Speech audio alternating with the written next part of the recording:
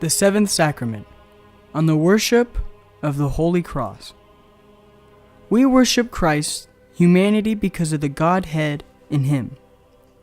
So through the cross, we worship God, our Savior. The cross is the name of Christ, being equivalent to our saying the killed, the worshipped, and does not designate wood, silver, or brass. Now the great foundation of Christianity is the confession that through the cross renewal and universe salvation were obtained for all. And that cross, which we use in the same sign of the Lord, as it is to appear in the heavens before His advent, as He Himself has foretold. When, therefore, we look upon this emblem as our salvation, we conceive as though we were beholding our Savior, outstretched upon it for the remission of our sins, and for the renewal of His creation.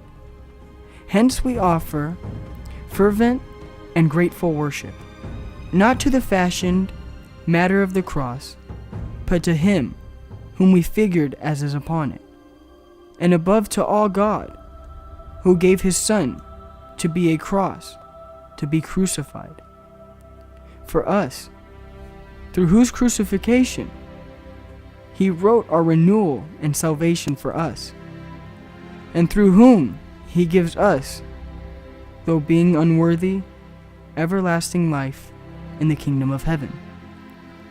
For if when we were yet enemies, we were reconciled to God by the death of His Son, how much more being reconciled, we shall be saved by His life.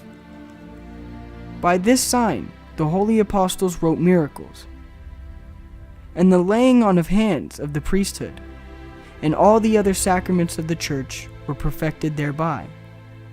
And these things handed down from the apostles to those who succeeded them were confirmed. And so they taught them to declare, for the preaching of the cross is to those that have gone astray foolishness, but to us who are saved, it is the power of God. Amen.